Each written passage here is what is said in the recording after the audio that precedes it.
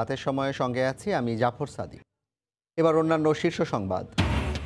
HSC ও JSC পরীক্ষার বিষয়ে 25শে আগস্টের পর সিদ্ধান্ত। স্বাস্থ্যবিধি মানতে কেন্দ্র বাড়ানোর পরিকল্পনা, তারিখ জানানো হবে 2 সপ্তাহ আগে। বেগম জিয়ার বিরুদ্ধে নাশকতার 4 মামলা আবারও স্থগিত, রাষ্ট্রপক্ষের আবেদন খারিজ। মুক্তির মেয়াদ বাড়ানোর আবেদন শিগগিরই জানালেন বিএনপি নেত্রীর আইনজীবী। প্রথমবারের মতো দুদকের মুখোমুখি শাহেদ। ফার্মার্স ব্যাংক ঋণ জালিয়াতির ঘটনায় জিজ্ঞাসাবাদ। রিজেন্ট কাণ্ডে প্রয়োজনে ডাকা হবে স্বাস্থ্যমন্ত্রীকেও। এবং দীর্ঘ 5 মাস পর কক্সবাজার সমুদ্র সৈকতে ফিরেছে প্রাণ। হুল্লোড়ে মেতেছেন দর্শনার্থীরা। জমজমাট হোটেল মোটেল সহ দোকানপাট।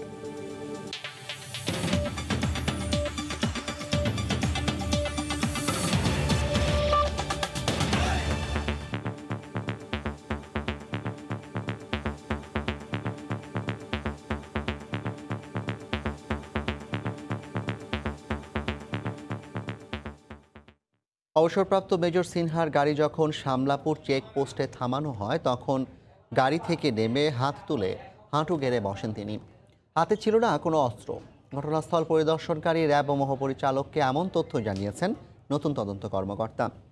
র্যাব ডিজি বলেন, পুলিশের বিরুদ্ধে মামলা তদন্তে বিব্রত নন তারা।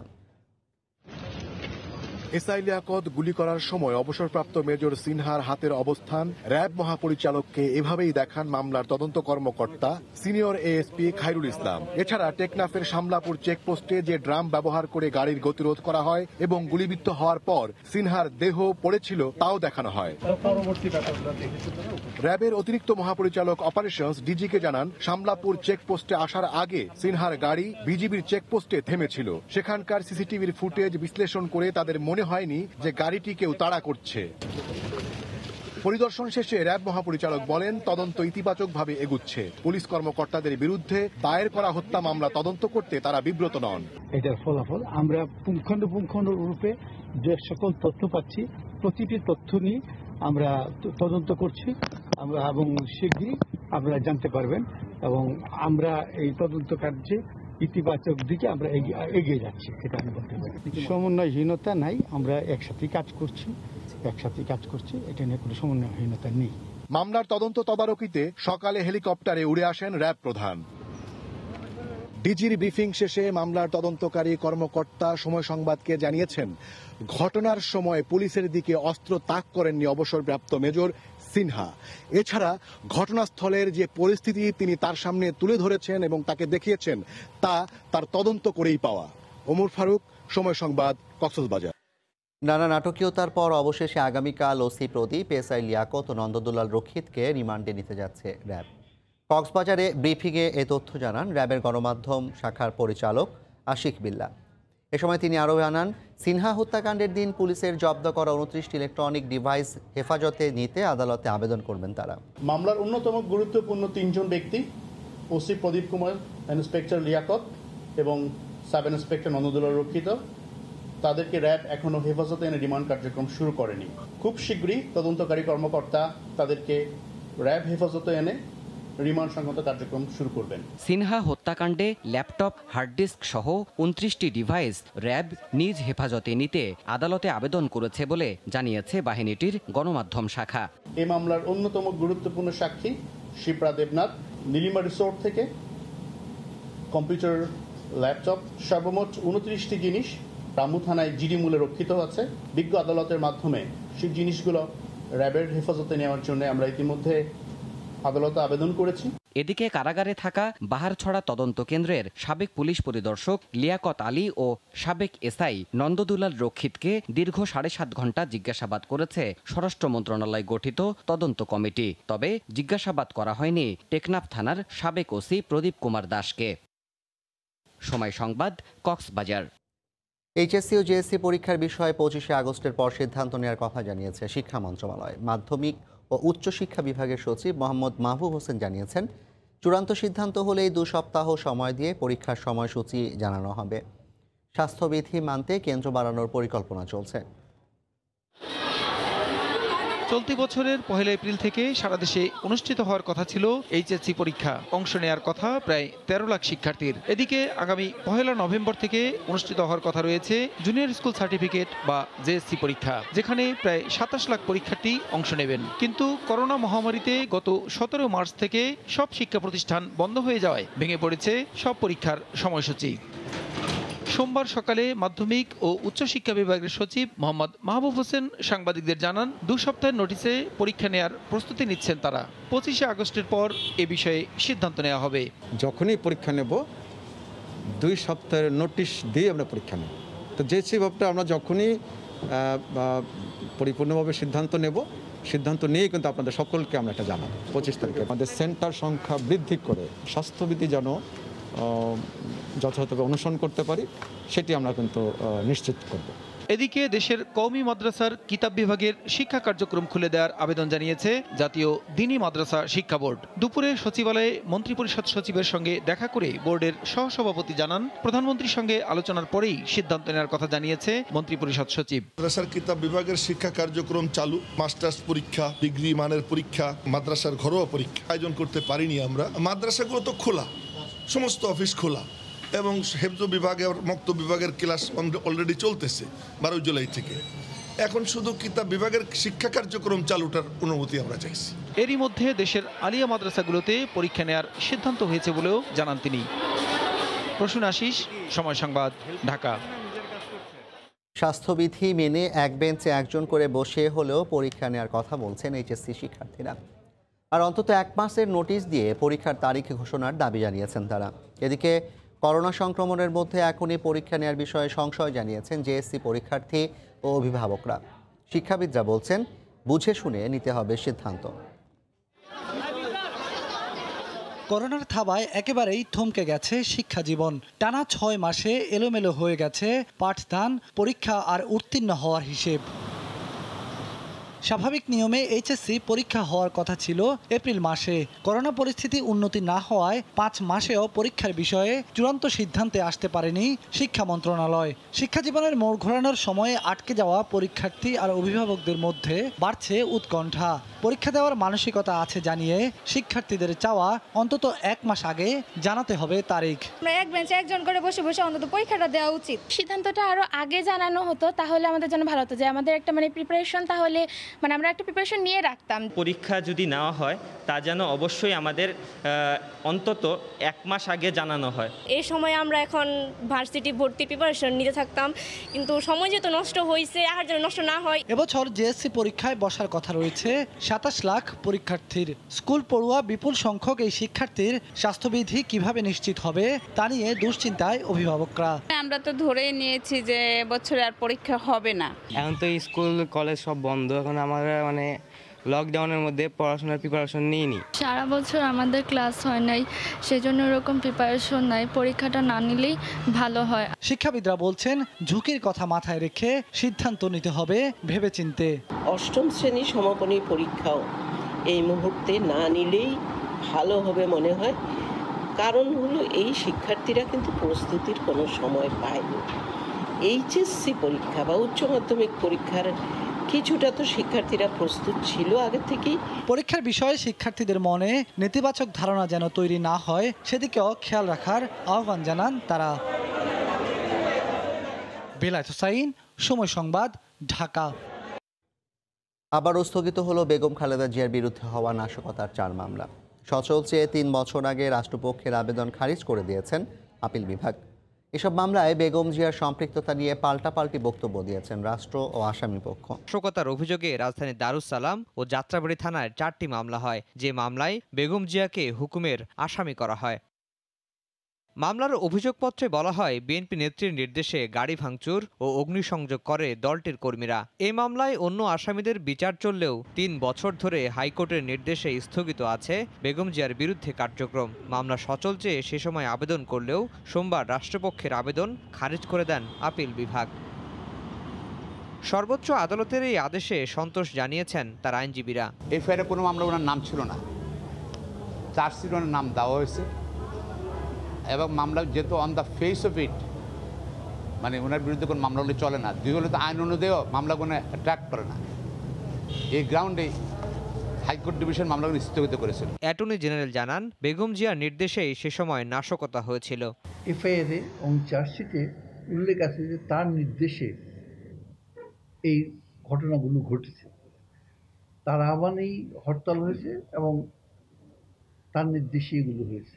এই 4 মামলা সহ বিএনপি নেত্রীর বিরুদ্ধে হওয়া 11টি নাশকতার মামলার কার্যক্রম বর্তমানে স্থগিত আছে।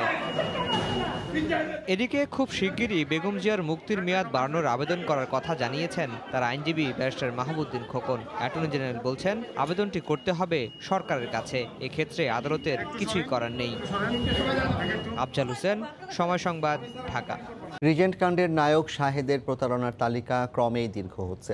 ব্যাংকে ঋণ জালিয়াতিতে সিদ্ধ হস্ত তিনি। 6টি ব্যাংকে তার অর্থ আত্মসাতের অভিযোগ তদন্ত করছে দুদক। এর মধ্যে আজ ফার্মার্স ব্যাংকের ঋণ জালিয়াতির ঘটনায় শাহেদকে প্রথম দিনে জিজ্ঞাসাবাদ শেষে দুদক সচিব বলছেন, তথ্য প্রমাণের ভিত্তিতে প্রয়োজনে জিজ্ঞাসাবাদ করা হবে স্বাস্থ্যমন্ত্রীকেও। কখনো হাসপাতালের নামে, আবার কখনো রিজেন্ট গ্রুপের নামে ব্যাংকের ঋণ নিয়ে ফেরত দেননি শাহেদ। সুদে আসলে বকেয়া ঠেকেছে 2,71 লাখ টাকায়। ফার্মার্স ব্যাংকের ঋণ কেলেঙ্কারির মামলায় 7 দিনের রিমান্ডের প্রথম দিনে কেরানীগঞ্জ কারাগার থেকে শাহেদকে আনা হয় দুদক কার্যালয়ে। সকাল 11টা থেকে জিজ্ঞাসাবাদ শুরু করে তদন্ত কর্মকর্তা। দুদক সচিব জানান, শুধু ঋণ কেলেঙ্কারি নয়, রিজেন্টের সাথে কি করে চুক্তি সই হলো তা জানতে জিজ্ঞাসাবাদ করা হতে পারে স্বাস্থ্যমন্ত্রী সহ যে কাউকে। তাদের তথ্যপত্র দিয়ে কি আরো কাউকে জিজ্ঞাসাবাদ করা হবে কিনা, কারণ সেখানে তো মন্ত্রীও ছিলেন। তথ্যপত্র বিশ্লেষণ করে যাকে প্রয়োজন অনুসন্ধানকারী কর্মকর্তা তদন্তকারী কর্মকর্তারা সে অনুযায়ী গ্রেফতার দিবেন। শাহেদের বিরুদ্ধে এনআরবি ব্যাংকের ঋণ জালিয়াতির ঘটনায় এরই মধ্যে মামলা করেছে দুদক। এছাড়া তথ্যপত্র চাওয়া হয়েছে আরও 4 ব্যাংকের কাছে। সেলিয়া সুলতানা, সময় সংবাদ, ঢাকা। রাতের সময় আরও থাকছে। কাগজ ঠিক থাকলেও আবুধাবি বিমানবন্দর থেকেই ফিরতে হলো 68 প্রবাসী বাংলাদেশিকে।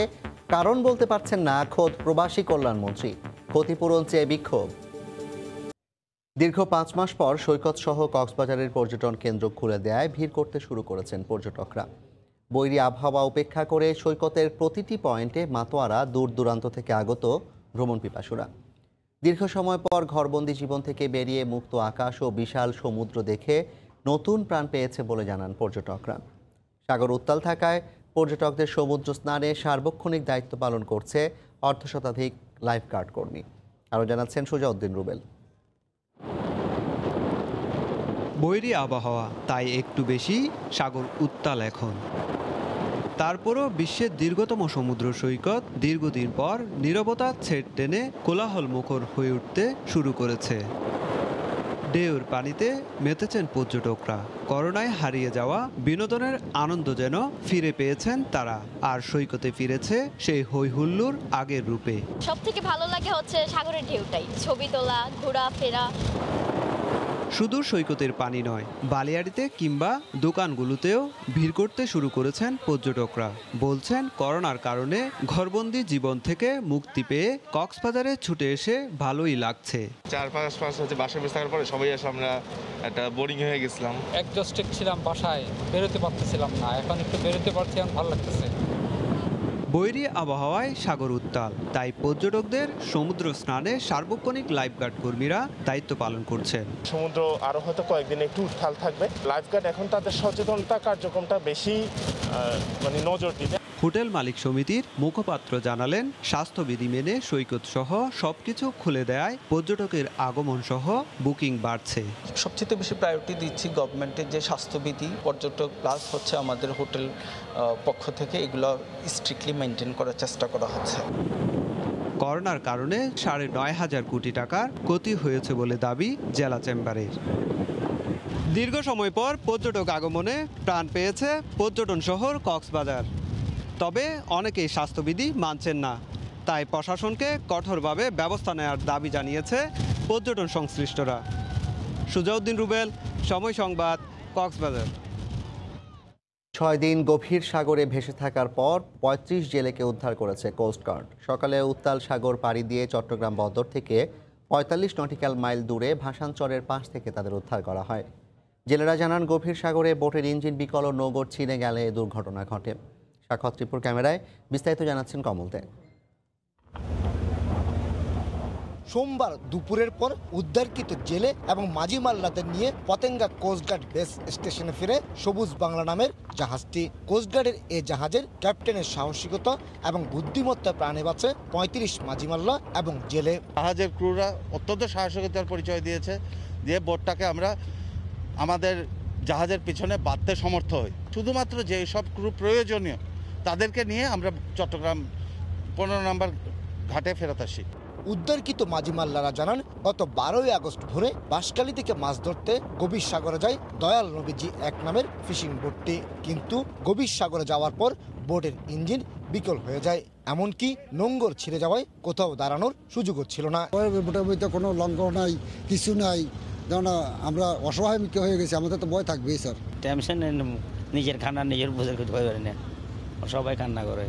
৩ দিন সাগরে ভাসার পর ১৫ই আগস্ট সকালে হঠাৎ করে মোবাইল নেটওয়ার্ক পান এক জেলে। তাৎক্ষণিকভাবে কোস্টগার্ডের কাছে সহায়তা চান তারা, কিন্তু লোকেশন স্থির না থাকায় বিশাল সাগরে তাদের অবস্থান চিহ্নিত করা দুরূহ হয়ে পড়ে। টানা ৩ দিনের চেষ্টার পর সন্ধান মিলে ফিশিং বোট দয়াল নবীজি ১-এর। যা সম্ভব ছিল তাতে আমরা চেষ্টা করেছিলাম, বাঁচিবার কোনো সন্ধ্যা ছিল না, কেউ আমার ভাষায় আসে না। উদ্ধার করা ৩৫ জনকেই কোস্টগার্ডের তত্ত্বাবধানে রেখে চিকিৎসা দেওয়া হচ্ছে।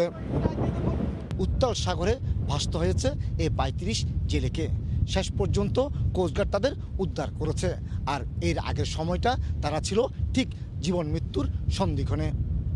চট্টগ্রামের পতেঙ্গা ১৫ নম্বর ঘাট থেকে কমল দে, সময় সংবাদ।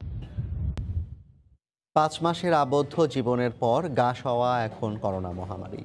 আর্থিক প্রয়োজনে সড়ক, হাটবাজার, রেস্তোরাঁয় মানুষের পদচারণা অনেকটাই স্বাভাবিক। সাধারণ মানুষের গা ছাড়াই মানসিকতার জন্য নীতি নির্ধারক পর্যায়ের বিভ্রান্তিমূলক নানা সিদ্ধান্তকে দুষছেন বিশেষজ্ঞরা। সাতিলা শারমিনের রিপোর্ট, ক্যামেরায় ছিলেন মিজানুর রহমান। কাজের ফাঁকে মোবাইলে চলছে লুডো খেলা। করোনা আতঙ্ক বা স্বাস্থ্যবিধি মানার প্রশ্নের উত্তর ছিল এমন। এখন লোকজন অনেক সবাই আতঙ্ক ফালা মনে কাজকর্ম করতে চায়, কারণ সবারই তো ক্ষতি হয়েছে। রাস্তাঘাটে আসলে কোনো জিনিসই বোঝা যাচ্ছে না যে করোনা বলতে যে বাংলাদেশে এমন একটা জিনিস আছে। লকডাউনের সময় মানুষের নিদারুণ আর্থিক অনটনের গল্পও যে অনেক, তাই জীবন জীবিকার প্রয়োজনকেই বড় করে দেখছেন সাধারণ মানুষ। অনেক কষ্ট হয়েছে, কাজ নাই, গর্তন বেরোতে নেই। যতটা পারি বাসায় থাকার চেষ্টা করতেছি, জীবিকার প্রয়োজনে তো বের হতে হচ্ছে। প্রথম দিকে যে আতঙ্কটা ছিল সেটা এখন কেটে গেছে বলা যায়। দিন যত গড়িয়েছে করোনা নিয়ে বাংলাদেশের মানুষের আতঙ্ক তত কমতে শুরু করেছে। ঈদুল আজহার পর রাজধানীতে মানুষ যেমন ফিরতে শুরু করেছে, তেমনি স্বাভাবিক যে জীবনযাত্রা, সেই জীবনযাত্রা তারা শুরু করেছে। এর মাঝেই স্বাস্থ্যবিধি নিয়ে যে কড়াকড়ি, তার শিথিলতা দেখা যাচ্ছে প্রায় সব জায়গায়। সবারই প্রয়োজন, কতদিন আর ঘরে থাকবে? আমরা নিজেরাই 6 মাস পরে বের হয়েছি। আস্তে আস্তে কমে যাচ্ছে, হয়তো আমাদের মধ্যে অ্যান্টিবডিও তৈরি হচ্ছে। বেশ আগেই করোনা নমুনা পরীক্ষার আগ্রহ হারিয়েছেন সাধারণ মানুষ। অন্যদিকে দেশ জুড়ে এখনও প্রতিদিন এ মহামারীতে মারা যাচ্ছেন ৩০-এর বেশি। জনস্বাস্থ্য বিশেষজ্ঞদের মতে নীতি নির্ধারক পর্যায়ের নানা বিভ্রান্তিমূলক সিদ্ধান্ত প্রভাব ফেলেছে জনগণের মানসিকতায়। সাম্প্রতিককালেও মাননীয় মন্ত্রীর যদি একটা উক্তিকে দেখি, যেখানে তিনি বলছেন যে আমাদের এগুলো এত কমে গেছে এই করোনার সংক্রমণ, এবং হাসপাতালে এখন বেড ফাঁকা, সামনে হয়তো এমনকি ভ্যাকসিন না থাকলেও আমাদের করোনা দূর হয়ে যাবে, এই যে কথাগুলো, এর একটা প্রভাব পড়ে মানুষের মনে। সমাজবিজ্ঞানীদের মতে মানুষের জন্য আবদ্ধ জীবন আরো কঠিন মহানগরগুলোতে। যে ডিসিপ্লিনটা মেনে এই করোনাকালীন সময় আমাদের জীবনযাপন করা দরকার, সেটি শিথিল হলে কিন্তু আমাদের জন্য ভবিষ্যৎটা আবারও কঠিন পরিস্থিতি তৈরি করতে পারে। করোনার মতো মহামারীকে গুরুত্ব না দেবার ভয়াবহতা নিয়ে শঙ্কা বিশেষজ্ঞদের। সাতিলা শারমিন, সময় সংবাদ, ঢাকা। গত ২৪ ঘন্টায় দেশে করোনায় আক্রান্ত হয়ে মারা গেছেন ৩৭ জন। এ পর্যন্ত মোট মৃত্যু ৩,৬৯৪ জন। দুপুরে স্বাস্থ্য অধিদপ্তরের পাঠানো সংবাদ বিজ্ঞপ্তিতে তথ্য জানানো হয়। তথ্য অনুযায়ী এদিন আক্রান্ত হয়েছেন ২,৫৯৫ জন। গত ২৪ ঘন্টায় ৮৭টি ল্যাবে পরীক্ষা করা হয়েছে ১২,৫২৩টি নমুনা। ২৪ ঘন্টায় মৃত ব্যক্তিদের মধ্যে পুরুষ ২৮ জন ও নারী ৯ জন। এছাড়া সুস্থ হয়েছেন ১,৬৪১ জন করোনা আক্রান্ত রোগী। রাশিয়ার করোনা ভ্যাকসিন অনুমোদনের পর এবার সবার আগে কোভিড-১৯ টিকার প্যাটেন্ট দিল চীন। দেশটির গণমাধ্যমের খবরে বলা হয়েছে, চীনের টিকা বিশেষজ্ঞ প্রতিষ্ঠান academy of military medical science and biotech company ক্যানসিনোর যৌথভাবে উদ্ভাবিত কোভিড-19 টিকার জন্য পেটেন্টের অনুমোদন দিয়েছে কর্তৃপক্ষ। এদিকে রাশিয়ার সঙ্গে করোনা ভ্যাকসিনের যৌথ পরীক্ষা চালানোর ঘোষণা দিয়েছে চীন। করোনা ভ্যাকসিন নিয়ে গরম আন্তর্জাতিক রাজনীতি। কে কার আগে আবিষ্কার করবে এবং বাজার দখল করবে তা নিয়ে পরাশক্তিগুলোর চলছে টিকা যুদ্ধ। প্রতিদিনই টিকা নিয়ে নিত্য নতুন তথ্য আসছে। এমন প্রেক্ষাপটে প্রথমবারের মতো করোনা ভ্যাকসিনের পেটেন্ট অনুমোদন দিল চীন। গেল 11ই আগস্ট চীনের বায়োটেক কোম্পানি ক্যানসিনোর কোভিড-19 টিকার পেটেন্টের অনুমোদন দেয় চীনের ন্যাশনাল ইন্টেলেকচুয়াল প্রপার্টি অ্যাডমিনিস্ট্রেশন। এদিকে আগামী সেপ্টেম্বর অথবা অক্টোবরের মধ্যে কোভিড-19 ভ্যাকসিন বাজারে আনতে মরিয়া পুতিন প্রশাসন। দেশটিতে কাজ করা বাংলাদেশি চিকিৎসকরা বলছেন, আগস্টের শেষ সপ্তাহে আগ্রহী চিকিৎসক ও স্বাস্থ্যকর্মীদেরই আপাতত দেয়া হবে এ ভ্যাকসিন। এই মাসের শেষে অর্থাৎ অগাস্টের শেষ সপ্তাহে থেকে ডোজ দেওয়া হবে। চায়নার চিকিৎসকরা রাশিয়ার এই ভ্যাকসিনটি নিয়েও অনেক আশাবাদী এবং তারাও এই ভ্যাকসিন নিয়ে কাজ করার কথা জানিয়েছেন রাশিয়াকে। প্রথম দফায় কেবল রুশ চিকিৎসকরা ভ্যাকসিন শরীরে নেবেন, এরপর বাংলাদেশিরাও এটি নিতে পারবেন। রাশিয়ার জনগণ এবং রাশিয়াতে অবস্থানরত বাংলাদেশের শিক্ষার্থী এবং অন্যান্য দেশের শিক্ষার্থীরাও এই ভ্যাকসিনে অনেক আশাবাদী। স্পুটনিক 5 ভ্যাকসিনটি নিয়ে চীনের সঙ্গে কাজ করবে রাশিয়া। এতে বাজারজাত আরও সহজ হবে বলে মনে করছেন বিশ্লেষকরা। রবিউল ইসলাম আওলাদ, সময় সংবাদ। দেশে বলা হলো সব কাগজপত্র ঠিক আছে, কিন্তু আবুধাবিতে পৌঁছানোর পর আটকে পড়লেন 132 জন প্রবাসী বাংলাদেশি। তাদের 68 জনকে পাঠিয়ে দেওয়া হয়েছে দেশে। কেন, সে বিষয়ে স্পষ্ট করে কিছু জানাতে পারছেন না খোদ প্রবাসী কল্যাণ ও বৈদেশিক কর্মসংস্থান মন্ত্রণালয়। সিভিল এভিয়েশনের চেয়ারম্যানকে প্রধান করে একটি তদন্ত কমিটি গঠনের কথা জানিয়েছেন মন্ত্রী। আর ফেরত আসা 68 প্রবাসী ক্ষতিপূরণের দাবিতে অবস্থান নিয়েছেন শাহজালাল আন্তর্জাতিক বিমানবন্দরে। মরিয়ায় প্রবাসীরা অবস্থান নিয়েছেন শাহজালাল আন্তর্জাতিক বিমানবন্দরে। করোনার কারণে দীর্ঘদিন আটকে ছিলেন দেশে। অবশেষে কর্মস্থলে ফেরার সুযোগ পেলেও সনদ জটিলতায় আবুধাবি বিমানবন্দরেই আটকে থাকতে হয় 2 দিন। পরে প্রথম ধাপে 68 জন বাংলাদেশিকে ফেরত পাঠানো হয় দেশে। আইসিএল ল্যাপটপের ব্যাপার, ওই পেপারের জন্য আমাদেরকে ওখানে ঢুকতে দেয় নাই। তারপর অনেকের আইসিএল ল্যাপটপের ব্যাপার আসছে, কিন্তু তাদেরকে ঢুকতে দেয় নাই। কোনো পেপার টেপার লাগবে না, খালি করোনা সার্টিফিকেট আর টিকিট, পাসপোর্ট নিয়ে আপনারা চলে যেতে পারবেন। এই মুহূর্তে একটা দাবি, আমাদের টিকিটটা পুনর্বহাল করবে। কোন যুক্তিতে এসব প্রবাসীদের ফেরত পাঠানো হচ্ছে সে বিষয়ে ধারণাই নেই প্রবাসী কল্যাণ ও বৈদেশিক কর্মসংস্থান মন্ত্রণালয়ের। কিন্তু কথা হলো, যদি সবগুলি ঠিক থাকে তাহলে ওনারা ফেরত পাঠালো কেন? সো এটা ওই মুরগি আর ডিমের চক্করে পড়ে যাচ্ছে। যদি ইনকমপ্লিট থাকে তাহলে বিমান ওদেরকে তুলে কেমনে, এটার ওই সুতার শেষ এন্ডটা কিন্তু এখনো বাইর করতে পারেনি। এ বিষয়ে করণীয় নিয়ে সোমবার দুপুরে এক জরুরি ভার্চুয়াল সভায় বসে পররাষ্ট্র, বেসামরিক বিমান ও প্রবাসী কল্যাণ মন্ত্রণালয়ের 4 মন্ত্রী। এ বিষয়ে কমিটি গঠন করে 5 কার্যদিবসে প্রতিবেদন জমা দেওয়ার সিদ্ধান্ত আসে এই সভা থেকে। কিছুটা ইনকোয়ারি না করলে কারেক্ট পিকচার পাওয়া যাবে না। তো সেই জন্য আমরা অনেক কথা বলে ফাইনালি আমি সিদ্ধান্ত নিলাম, কেন let there be a small inquiry committee. আবুধাবির বিমানবন্দর কর্তৃপক্ষ জানায়, আইসিএ অনুমোদন ও এপিআই সার্টিফিকেট না থাকায় 132 প্রবাসীকে দেশটিতে ঢুকতে দেয়া হয়নি। বদরুল আলম শাওন, সময় সংবাদ, ঢাকা।